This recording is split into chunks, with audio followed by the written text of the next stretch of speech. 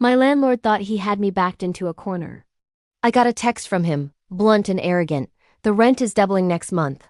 You'll pay it, or you'll move out." My heart pounded for a second. A mix of anger and panic. How could he do this? Was this even legal? But then, a different feeling took over. Resolve. He had definitely picked the wrong tenant to mess with. I wasn't going to just pack up my life and leave because he felt greedy. No, this was my home. So, that night, instead of scrolling through apartment listings I couldn't afford, I started my real homework. I dove headfirst into my state's housing laws, landlord-tenant acts, and rent control ordinances. My laptop screen was a mosaic of legal jargon, but I read every single line, taking notes, highlighting key sections. It turned out what he was doing wasn't just unfair, it was completely illegal. A rent increase of that magnitude required a much longer notice period, and in some areas, it was capped. His text message was basically an admission of breaking the law. The next step was to build my fortress of evidence. I became a digital archivist of my own tenancy. Every single text message from him, every email, no matter how trivial, was saved and printed.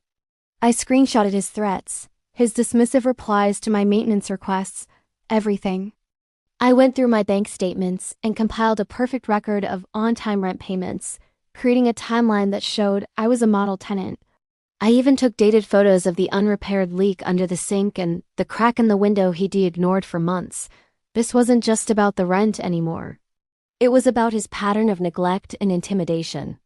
With my folder of evidence getting thicker by the day, I felt a surge of confidence. I wasn't just a scared tenant anymore. I was a plaintiff preparing for battle. I found the website for the local small claims court and carefully filled out the complaint form, detailing the illegal rent hike and his harassment. I listed the specific laws he was violating. The filing fee was a small price to pay for a shot at justice. I submitted it online and the system generated a court date. It was real. This was happening. 2 weeks later, I walked into the courthouse.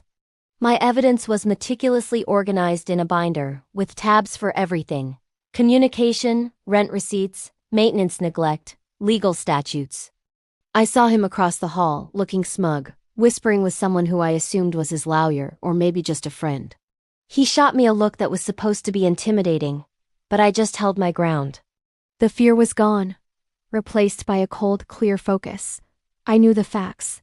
I knew the law. He just knew how to be a bully. When our case was called, we stood before the judge. My landlord went first, trying to paint me as a difficult tenant making things up. He was slick, confident, probably used to people just giving in. Then it was my turn. I didn't raise my voice. I calmly presented my case, walking the judge through my evidence, piece by piece. I showed her the text message.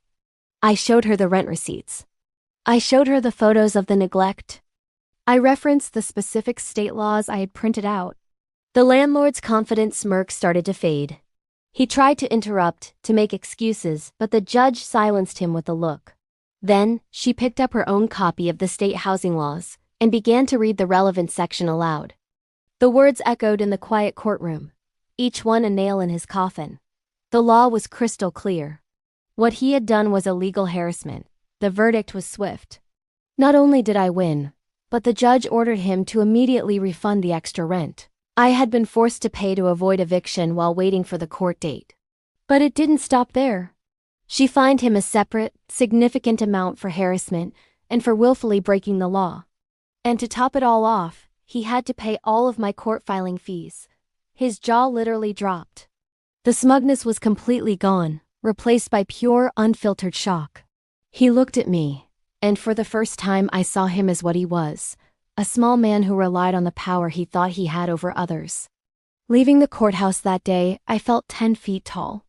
The financial win was great, but the feeling of standing up for myself and winning was priceless. Now every time I walk past that building, I can't help but smile a little. Sometimes I see him and he immediately looks away, avoiding eye contact at all costs. It's a small, silent acknowledgement of his defeat. That experience taught me one of the most valuable lessons of my life. Knowledge is your sharpest weapon, especially when the other side underestimates you and thinks you're powerless. Never let anyone make you feel small. Know your rights, Gather your proof, and don't be afraid to fight back. Thanks for watching. If you want to hear more stories about turning the tables and fighting for your rights, make sure to subscribe to the channel. You never know when you might need it.